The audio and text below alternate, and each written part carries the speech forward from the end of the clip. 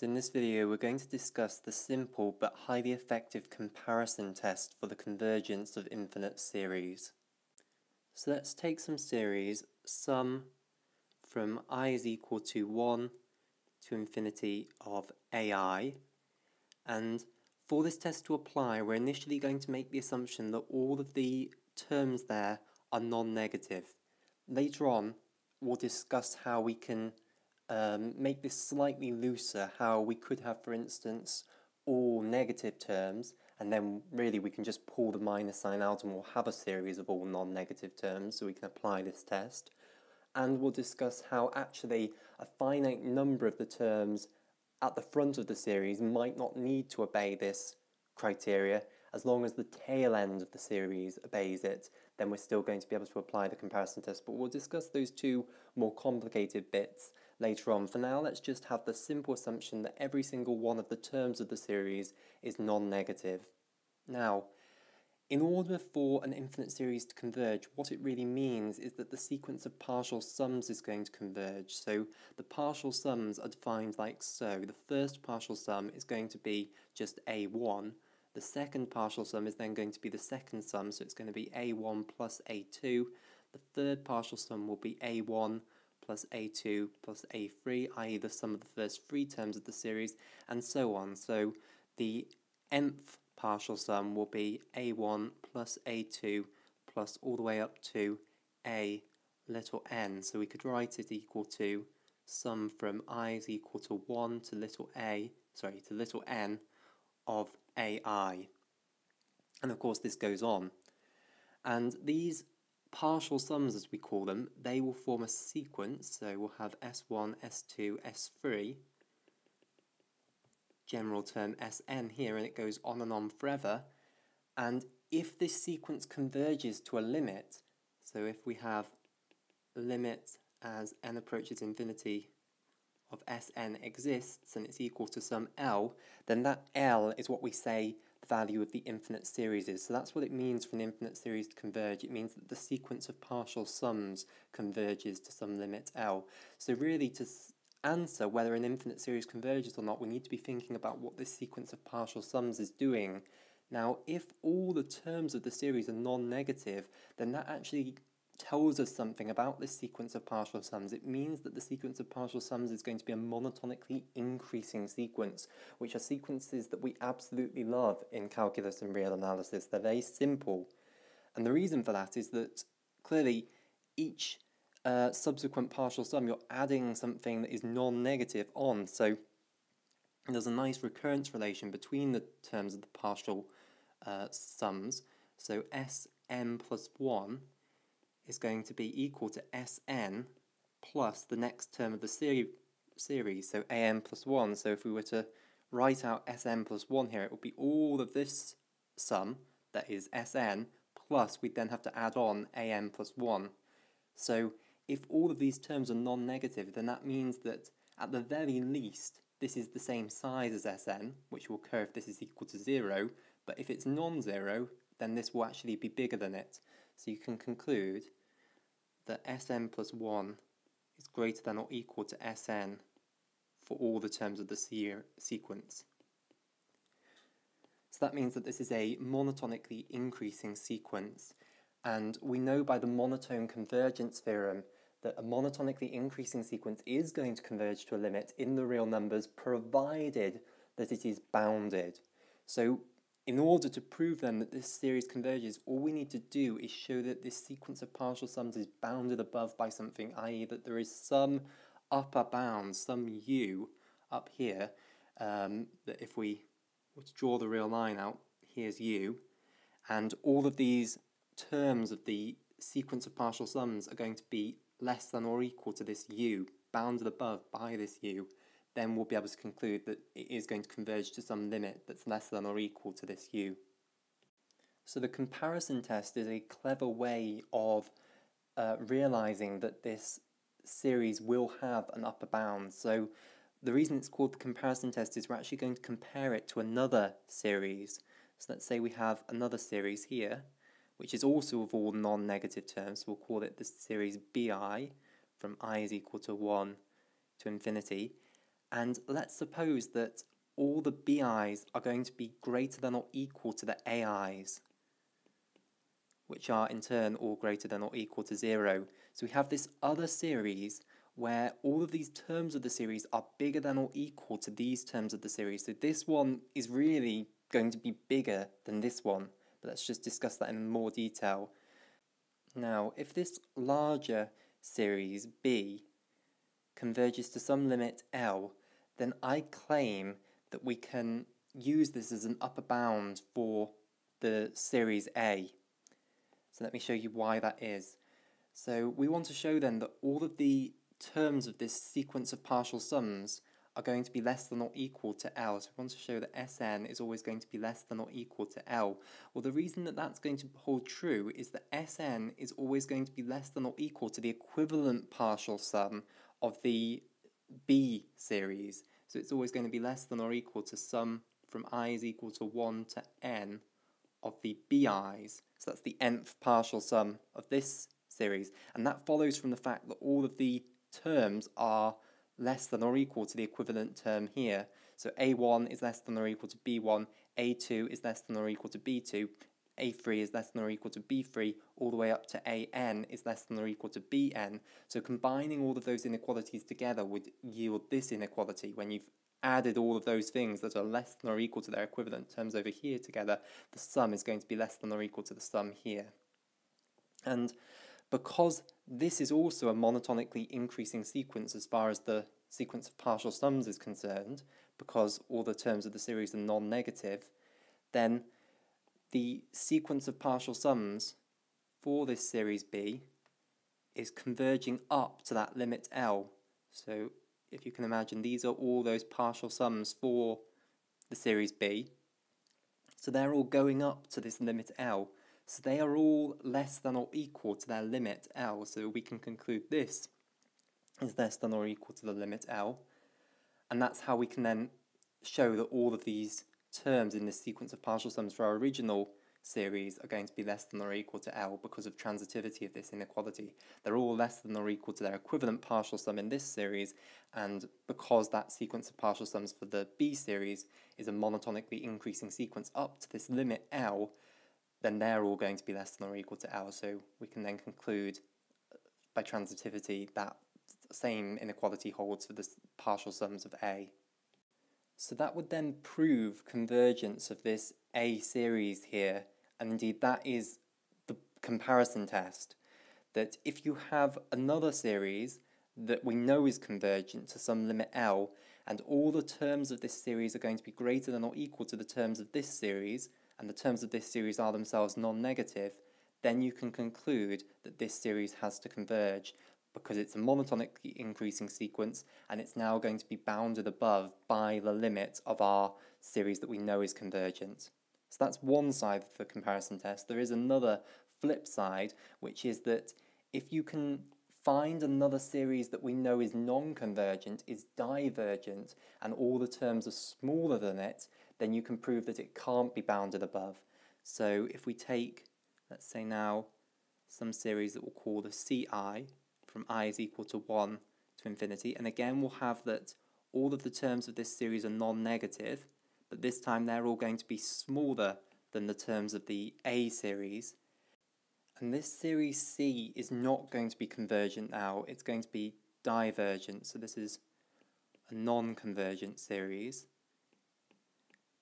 I claim you can now decide, you can conclude that the A series is also non-convergent, and the reason is that this is a monotonically increasing sequence of partial sums that we're evaluating.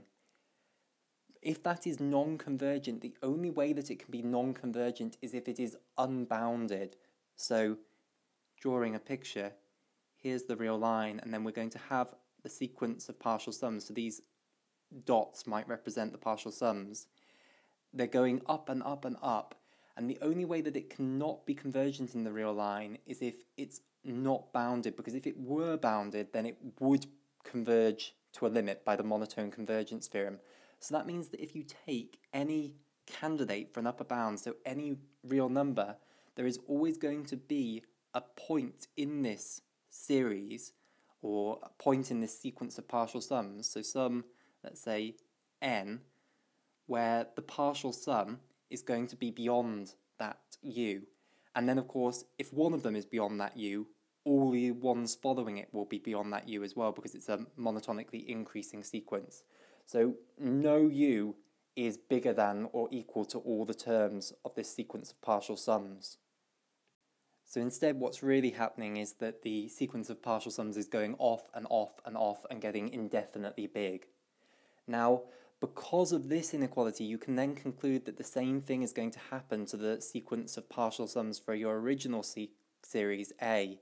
So if we go back to denoting the partial sums of the series A by this S, and we'll denote the partial sums of C by full notation like this, we can again write an inequality and say that the sum from I is equal to 1 to n of the CI terms is going to be less than or equal to the partial sum of the series A up to the nth term of the series. That, remember, is the sum from I is equal to 1 to n of the AIs.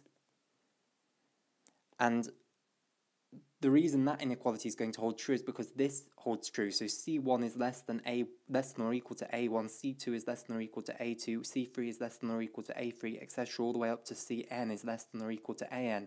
So combining all of those inequalities together, we get that when we sum them all up, that sum is going to be less than or equal to the sum of all the A terms.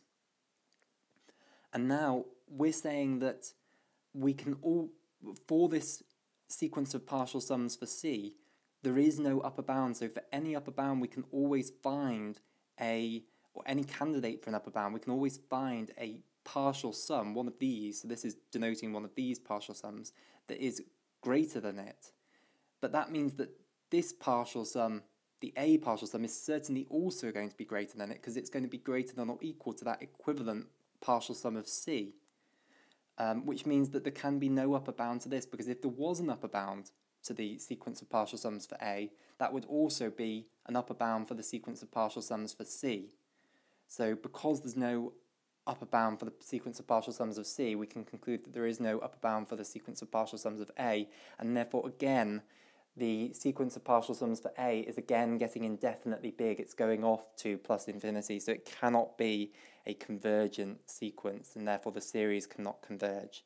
So if you can do that, if you can find another series to compare this series to, again of all non-negative terms, but this time where the terms are going to be smaller than each of the terms here, and you know that this series is non-convergent, then you can conclude that your series is non-convergent also. It's divergent, it's getting indefinitely big. So those are the two sides then of the comparison test. One, if you can bound it above by a series with a known limit, then you have proven that it will converge. And two, alternatively, if you can find a series that's smaller than it, but itself is getting indefinitely big, then you've proven that your series must get indefinitely big and therefore cannot be convergent. So to finish, let's come back to those points that I said we'd discuss further at the beginning of the video. So the generalizations. So if we had a series of all non-positive terms instead, so let's now say that all the AIs are less than or equal to 0, you can also apply this test. It's just going to be the mirror image version.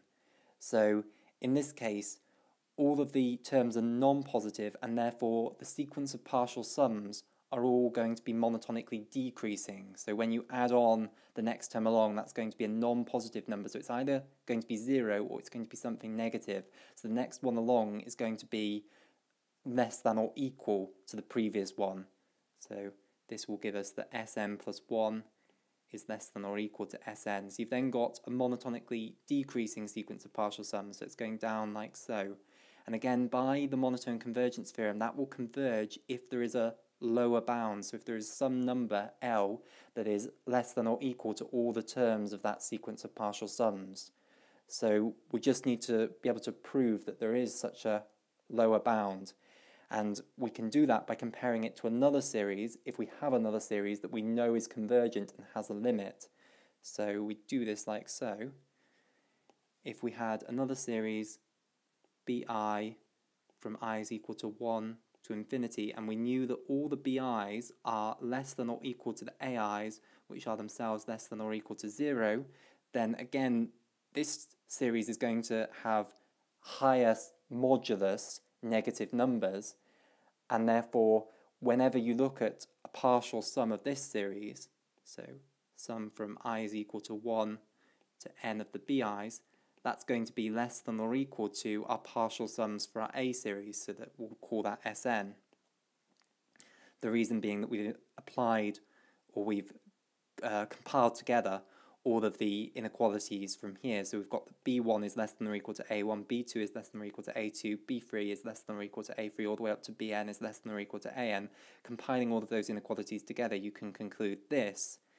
And if we know that this series converges to some limit L, so some negative number L, which is confusing because I've used L for lower bound over here, so let me change it, let me call it something else, we'll call it B instead. So if we can conclude that it converges to something B, in fact I don't like B either, let's call it total T. Then because that series, the series B is all non-positive, and the sequence of partial sums for it is monotonically decreasing, you can conclude that each one of the partial sums is going to be less than, or is going to be greater than or equal to T. On a picture, we have maybe T here, and all of those partial sums are coming down and converging onto T, so that each one of them is going to be greater than or equal to it. They can't possibly be smaller than it, because to get further along you're going to be adding more negative terms on, so you're never going to be able to come back this way towards T, you're only able to go downwards. So then by transitivity, Sn is going to be greater than or equal to this T for all Sn. So again, you have bounded it below. This is a successful lower bound, and that's enough to conclude that your series is convergent. And again, the mirror image conclusion holds here as well. So this time, if you can find a series of CI's from I is equal to 1 to infinity that we know is non-convergent, and all of these are non-positive, and they themselves are of smaller modulus than the AI's, so we've got this inequality this time, so the CI's are all non-positive, but the AI's are larger modulus, so they're more negative than the CI's, more leftward on the real line, and that holds true for all the terms of the series. And you know that this is non-convergent. Well, this being non-convergent, because it's a monotonically decreasing sequence of partial sums, it means that it can have no lower bound, so there must always be a point in the sequence of partial sums where it's less than any number on the negative real line. Then you can conclude the same for the sequence of partial sums of the original series A, because they're going to in turn be less than or equal to the sequence of partial sums for the C series. Exactly the mirror image argument to what we've had here. So just writing a little bit of this out, you can conclude that the partial sum of A is going to be less than or equal to the series sum from I is equal to 1 to n of the CI's. And we can get this so that it's less than or equal to any negative number that you pick that is a candidate for being a lower bound, and therefore this is going to be less than or equal to it. So there's going to be no negative number that's less than or equal to this for all of the partial sums. So they're not bounded below, and instead they're getting indefinitely negative. They're going off to negative infinity. So there are the two mirror image comparison tests for non-positive series. The final generalization that I want to point out is it doesn't matter if, for instance, this property that you need in order to be able to apply the comparison test, that they're all either non-negative or non-positive, doesn't hold true for a finite number of terms out the front, as long as it eventually holds true, meaning that it holds true for the infinite tail end of the series, then you're going to be able to apply this test. Let me just write something down to explain this further. So let's say we have our series from I is equal to 1 to infinity of AI, and let's say the first A1, A2, all the way up to AN terms of this series are a bit of a mess. Let's say they're flitting between being positive and negative, but then after that, so from A big N plus 1 onwards, all the terms of the series are going to be non-negative. So AI is greater than or equal to 0 once I is greater than n plus 1 is what I've meant to write. So once I is greater than or equal to n plus 1, you can still apply the comparison test, because actually what you can do is just cut off that finite portion of the infinite series. It's just like sequences where it doesn't matter what's happening to the first finite number of terms. The tail end of the sequence determines what the sequence actually converges to. If you cut off a finite number of terms and throw them in the trash, the tail end of the sequence that you now view as your new whole sequence is going to converge to the same limit. The finite number of terms out the front don't actually affect things. Now in series, obviously the finite number of terms out the front are going to determine what the overall answer is, but they don't determine whether the thing converges or not. So if we're just looking at whether it converges or not, it doesn't matter about the first few terms. If we're interested then, once we know it's convergent, in what it actually converges to, yes, we need to think about the first finite number of terms, because they are going to change overall what it converges to. But that's a simple modification that we can make at the end. So what we can think about is splitting this up into sum from I is equal to 1 to n of AI, which is a finite sum, and then the infinite part is the sum from I is equal to n plus 1 to infinity AI.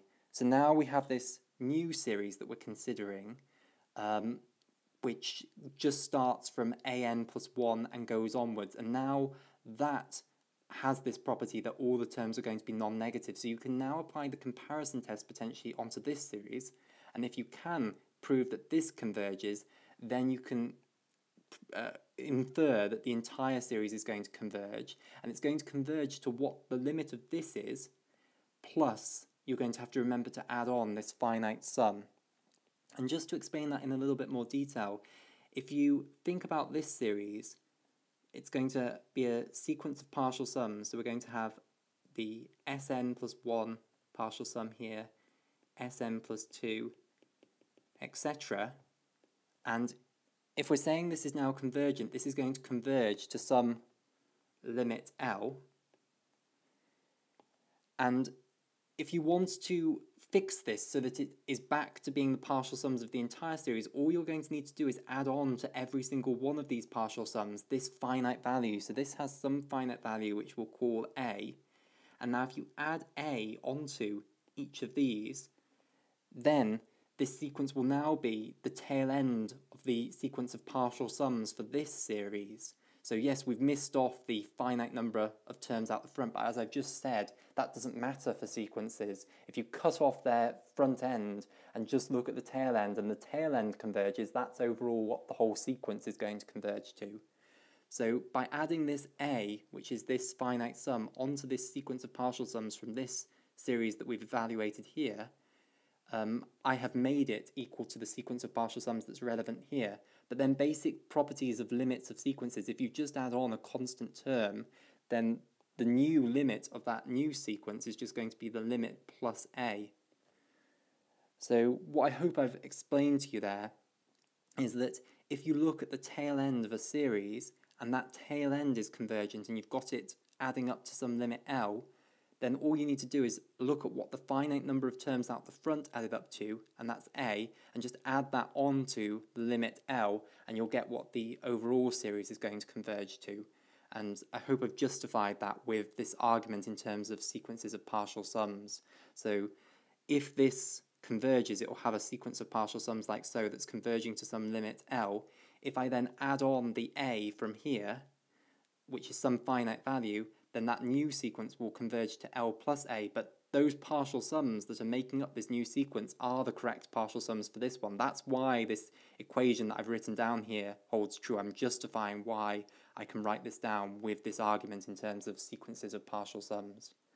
So that's helpful. So it means that this property doesn't necessarily need to hold true for all the terms of the sequence, as long as it's just untrue for a finite number of them, as long as you can find a tail end of the series where it is true, so there is some big N such that after that big N it is going to hold true, i.e. That's what we mean when we say eventually, that there exists some term in the series where after that it holds true. So as long as it eventually holds true, then you can use the comparison test. So we'll end there. Thank you for watching.